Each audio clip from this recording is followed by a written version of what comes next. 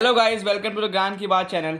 आज था आप सभी का फिजिक्स का पेपर और फिजिक्स का पेपर थोड़ा सा टफ था आज। और मैं अभी डिस्कस करने वाला हूँ आंसर की ऑफ फिजिक्स क्लास 10 ICSE 2025।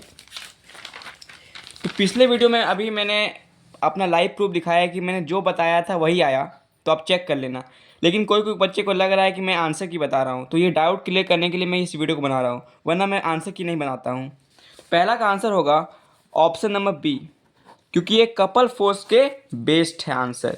फिर आपका वेक्टर फोर्स का आंसर होगा मोमेंट ऑफ कपल। फिर थर्ड का आंसर होगा सी, सिंपल क्वेश्चन था, chemical to light plus heat plus light energy. फिर क्या चेंज नहीं होता है, frequency of the wave change नहीं होता है, ये आपका आंसर होगा।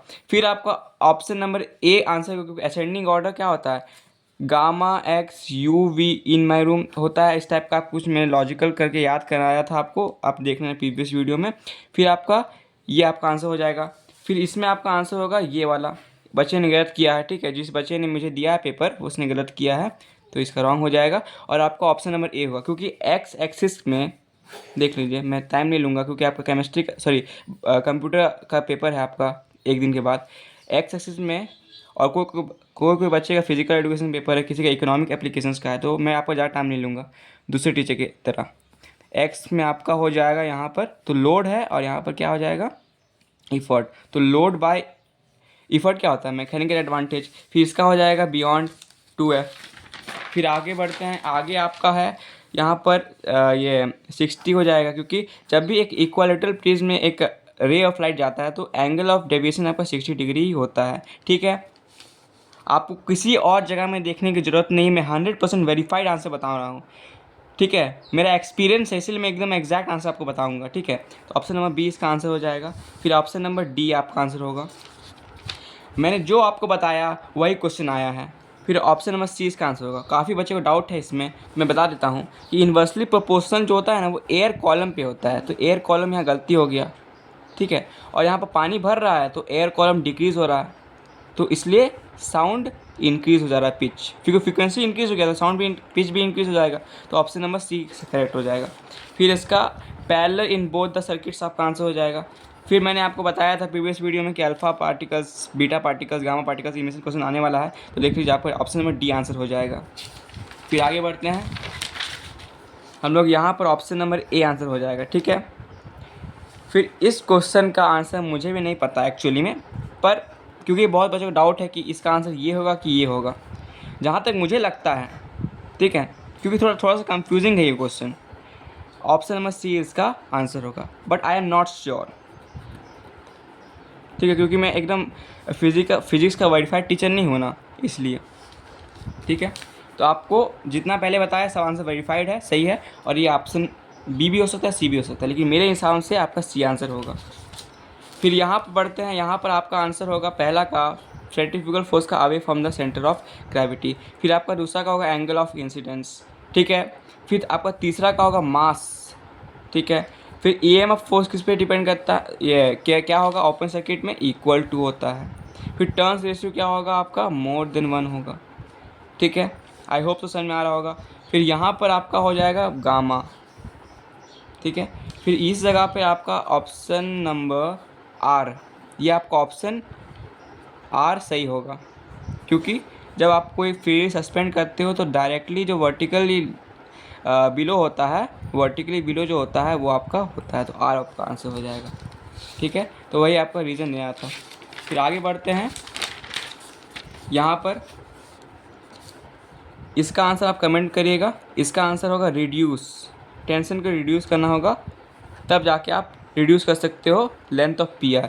फिर कैरेक्टरिस्टिक साउंड क्या है, पिच, ठीक है। फिर यहाँ पर क्या होगा, नो होगा आंसर, क्योंकि रैरर टू डेंसर मीडियम पे नहीं जाता है, कोई भी टोटल इंटरनल रिफ्लेक्शन आपका नहीं होता है। फिर यहाँ पर हो जाएगा येलो या फिर ग्रीन। फिर यहाँ पर हो जाएगा ब्राउन। फिर इस क्वेश्चन में आपका अल्टरनेटिंग करंट हो जाएगा। फिर आपका इस क्वेश्चन में हो जाएगा 50 हर्ट्स। फिर यहाँ क्वेश्चन का आंसर हो जाएगा 200 into 146 is equal to 29200 joule, ठीक है। आगे बढ़ते हैं हम लोग, यहाँ पर आपका हो जाएगा, आप क्या करना था, आपको बस ये बनाना था, एफ टी बनाना था। तो एफ टी आप बना लेते इस टाइप का, एफ टी, और यहाँ से आप शो कर देते। एक ये हो गया आपका पूरा, ठीक है, और एक दूसरा आप शो कर देते इस टाइप से। ये आपका नॉर्थ पोल है, ये आपका साउथ पोल है ना। तो आंसर नंबर ए का आंसर होता है नॉर्थ पोल साउथ पोल। फिर बी का आंसर होता है यहाँ से नॉर्थ से साउथ, और फिर यहाँ से दूसरा वाला आपका, यहाँ से दो आपको दिखा देना था, ठीक है। फिर यहाँ पर क्या हो जाएगा, इंक्रीज हो जाएगा, बढ़ेगा। फिर ये आपका अनचेंज हो जाएगा।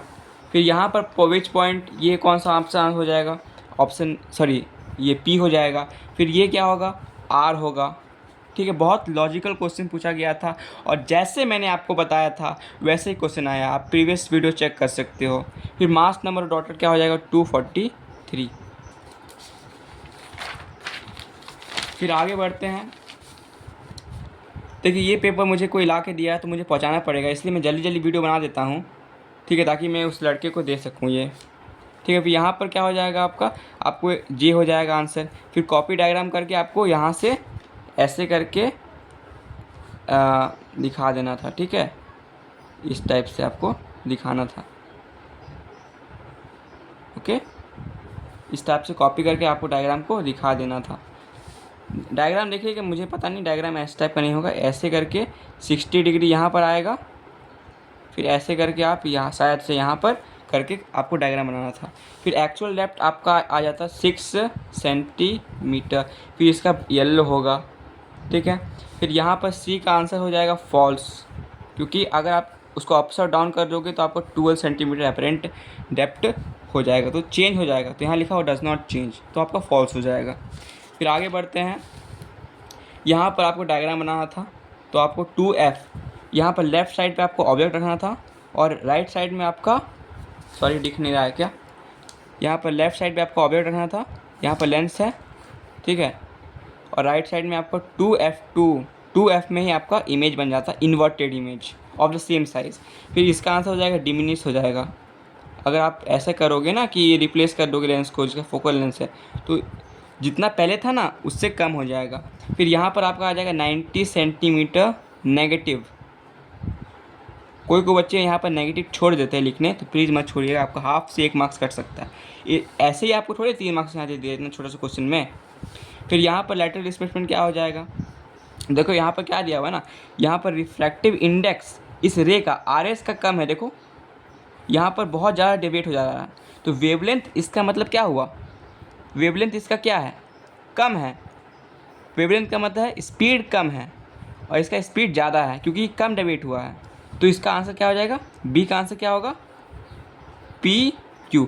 और वेवलेंथ जिसका ज़्यादा रिफ्रैक्टिव इंडेक्स उसका कम, और रिफ्रैक्टिव इंडेक्स जिसका कम लैटरल डिस्प्लेसमेंट उसका भी कम होता है। तो ग्रेटर लैटरल डिस्प्लेसमेंट आपका RS का हो जाएगा। स्कैटर मोर, कौन स्कैटर मोर करता है, जिसका वेवलेंथ कम होता है, तो RS का वेवलेंथ कम है, तो RS आपका आंसर हो जाएगा। फिर for which a quartz film use, आपका UV रेडिएशन बोल देना चाह, फिर इंफ्रारेड रेडिएशन बोलना था इसका, फिर आपको विजुअल लाइट आपको बोलना था। फिर one common property very easy है, बहुत सारा है, तो आप चिल्ड्रन डिपेंड करता है। बहुत लॉजिकल क्वेश्चन दिया हुआ है, ठीक है, जैसे मैंने बताया था वीडियो में आपको वैसे ही आया है, जो मैंने बताया था वही आया है। फिर यहाँ पर डायग्राम देख लीजिए, डायग्राम में 0.5 न्यूटन आया है।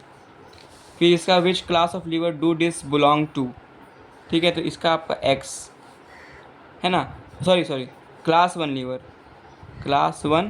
लीवर, और यहाँ पर क्या होगा, X हो जाएगा। क्यों, क्योंकि इसका ये इफर्ट आर्म, और इफर्ट आर्म सबसे लॉन्गेस्ट है और लोड आर्म सबसे छोटा है। इससे क्या होगा, आपका मैकेनिकल एडवांटेज सबसे ज़्यादा होगा इसका, ठीक है।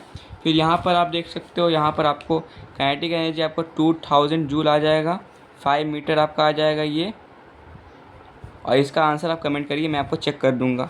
फिर यहाँ पर आप ब्लॉक एंड टैकल सिस्टम में आपको डायग्राम बनाना था, 2 ऊपर और 1 नीचे करके आपको धागा में लपेट देना था।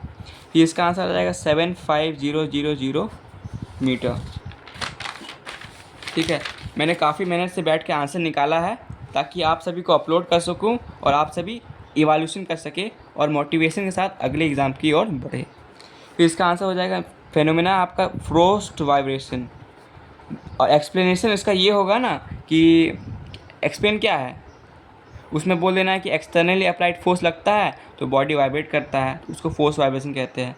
फिर इसका हो जाएगा इक्वल टू, क्योंकि रेजोनेंस का कंडीशन ये होता है कि जो आपका ये एक्सटर्नली अप्लाइड फोर्स का फ्रीक्वेंसी होता है, जब exactly equal to the frequency of the vibrating body हो जाता है तब आपका रेजोनेंस होता है। तो आपका ये हो जाएगा और जस्टिफिकेशन में आपको वो देना होता। ठीक है। फिर क्वेश्चन नंबर 8 काफ़ी बच्चे ने नहीं किया है तो मैं इसको नहीं बताऊंगा, आप देख लीजिएगा। बहुत बच्चों ने इसे नहीं किया है और इसको भी बहुत सारे बच्चे ने नहीं किया है। वो लोग कह रहे थे कि ये वाला क्या बोलते हैं आपका न्यूमेरिकल्स था, इसलिए आपने नहीं किया। ठीक है। तो जो मोस्ट बच्चों ने किया था 90% बच्चों ने क्या किया है 4, 5, 6, 7। तो मैंने इसका आंसर की बता दिया है। अगर आपको ये वीडियो पसंद आया होगा तो प्लीज़ एक लाइक कर दीजिएगा। ठीक है। आप लोग बहुत कोई देखते हो लेकिन कोई लाइक नहीं करता है, 10 में से एक कोई बस लाइक करता है, तो प्लीज़ लाइक कर देना भाई, लाइक करने में जाता ही क्या है। ठीक है। Thank you. और आप सभी के लिए वीडियो लाते रहूँगा, chemistry, physical education, economic application जो भी है सबका वीडियो लेके आऊँगा मैं, बस आप सभी का सपोर्ट चाहिए। Thank you.